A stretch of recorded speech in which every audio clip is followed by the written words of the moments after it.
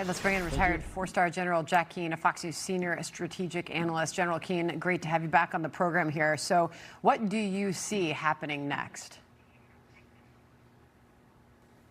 Well, I think what we're really going to happen, we'll get past this ceasefire violation, I do believe. But I think for our audience to clearly understand, the ceasefire violations began right away when the peace agreement between Hezbollah and Israel took place over Lebanon on April the 17th. Over 2,000 drone and rocket attacks into northern Israel, forcing the evacuation of those towns and villages. And those people have been gone all that time. Kids are not going to school. Israel can't stand for that. That's a violation of their sovereignty. Remember, the objective that Iran and its proxies have with Israel is to destroy the state of Israel. And what they mean by that, they know they can't defeat Israel IDF military capability, but what they want to achieve is make the security situation so volatile that that small tribe of people, 7 million Jews, no longer want to raise their children and their grandchildren there because of the security threat. So what is happening in northern Israel with the evacuation of their homes, with the evacuation of their schools, evacuation of their workplaces, is certainly a step in that direction. And that's why you get this zeal coming from Israel, because there's a threat to their very existence. The major lesson learned out of October the 7th for the Israelis, and this they will admit was a mistake that they made, just as we made mistakes leading to 9/11. Their mistake was they can no longer permit proxies on their borders to build capability to attack them. And they let Hamas do it, and that led to 1,200 people being killed, 255 hostages, and we know the story very well. On the very next day, Hezbollah attacked them.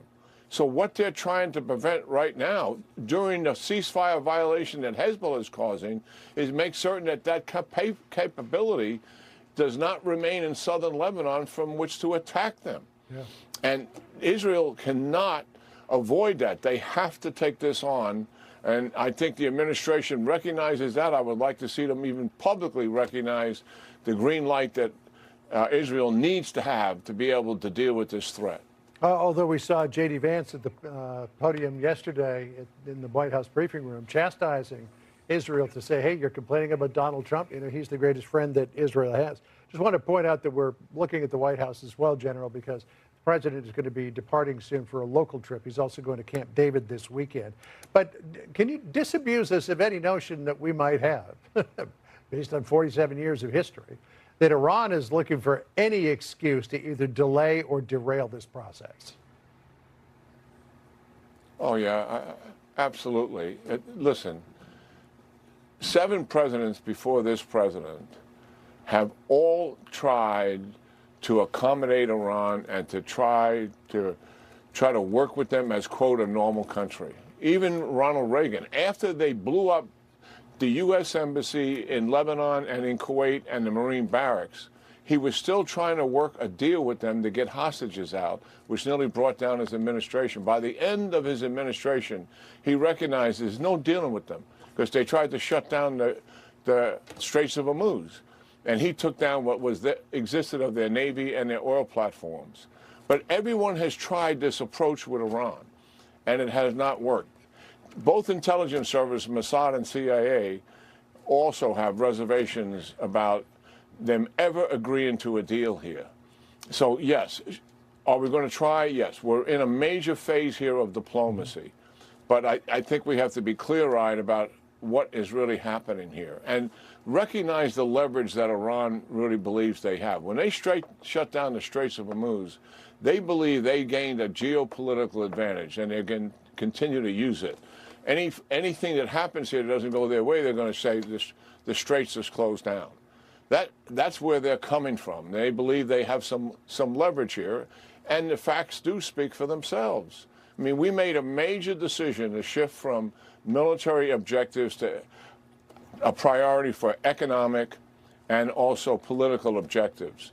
And the advisors to the president landed the idea that given the oil prices and gas prices by the closure of the Straits of Hormuz, coupled with the ability of Iran to retaliate against oil and gas infrastructure in the region militarily, that would lead to a world depression.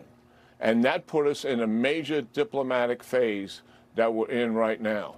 And the reality is we got to see this phase through. My own gut feeling for this is it's likely not to get a deal. We would all like to see a deal meeting all of the president's maximalist objectives. We're going to try to do that, certainly. I think we're earnest about it. I think some of the negotiators, because they're dealing with the people on the other side, believe that they really want to do this and they may be willing to change their behavior. Most of us have been looking at this for most of my adult life, have a different view of that. We don't think they're going to change their behavior. The reality is they're operating in their own national interests based on their own ideology here, and that's the reality of what we're dealing with. But this one thing I do know is President Trump is the first president to confront this regime, and he did it very powerfully in Midnight Hammer operation and obviously in full military operations here as well. But we're in a diplomatic phase. If this diplomatic phase doesn't work out, President Trump has 2 years left of his presidency.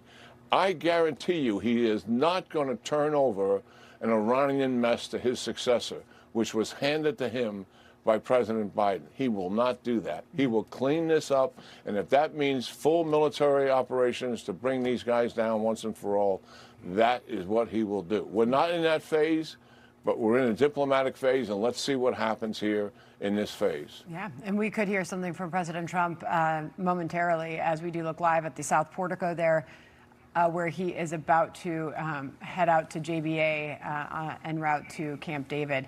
So we'll be listening if he makes any remarks on his departure. General Jack Keane, always appreciate your time, sir. Thank you very much. Thanks, General. Yeah, great talking to both of you. Thank you.